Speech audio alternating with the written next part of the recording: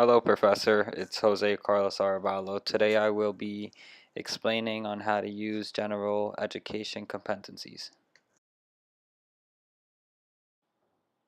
The first competency I used was written communication. In a chemistry course, I wrote a research paper about air pollution, and I was able to show my understanding on two competencies through this paper. Point one of written communication is write appropriately to context, audience, and purpose. In my introduction paragraph, I used the proper context and grabbed the audience attention by stating a fact. And at the end, I showed the purpose of the paper by stating preventing air pollution is more beneficial and effective than fixing the issue. Point two of written communication is use appropriate context to illustrate comprehension of a subject. In this paragraph, you can see I stated air pollution occurs when any harmful gases, dust, or smoke enters the atmosphere and contaminates the air, causing difficulties for the plants, animals, and humans to survive as the air becomes dirty. This is a good context to comprehension, and it supports my subject. The third point of written communication is execute appropriate conventions particular to a specific discipline and/or writing task. In this body paragraph, I use good facts to support and prove my topic. Point four of written communication is use relevant sources to develop ideas that are appropriate for the discipline and genre of the writing.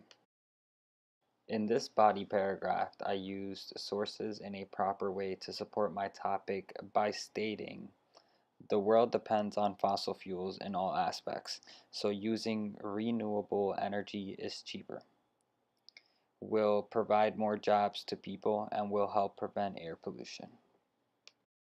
These sources are used to develop ideas on how to prevent air pollution.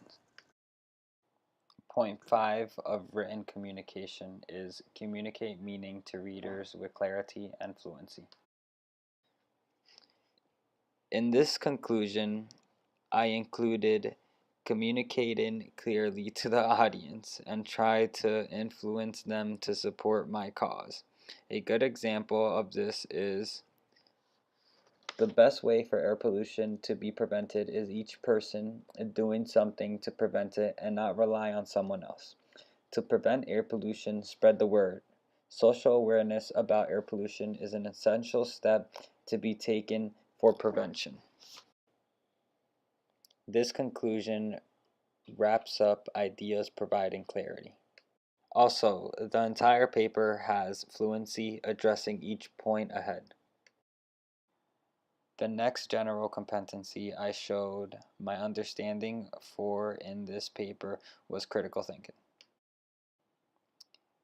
Point one of critical thinking, evaluate the viewpoints or assumptions of others. In this paragraph, I stated the burning of fossil fuels and vehicles cause air pollution, which has a bad outcome when used too much. These are viewpoints from sources to support my argument. The Great Smog was an expectation of others due to the air pollution. The second point of critical thinking is evaluate their own viewpoints or assumptions. In this paragraph, you can see that I am providing my own assumptions and viewpoints. On this topic, I gathered my own viewpoints from research done. Point three of critical thinking is create a specific position that takes you into account of complexity of an issue. My perspective on this paper was prevention of air pollution is essential now more than ever. Preventing air pollution is more beneficial and effective than fixing the issue. Point four of critical thinking is synthesize information from sources. These three paragraphs shows sources integrated into the paper to support the argument. Point 5 of critical thinking is draw logical conclusion and identify consequences and implications. The conclusion draws together the entire paper to support the importance of the subject and identifies the importance of the subject to avoid consequences. This paper is an example of my understanding of two general competencies. I established the knowledge of written communication and critical thinking. Thank you.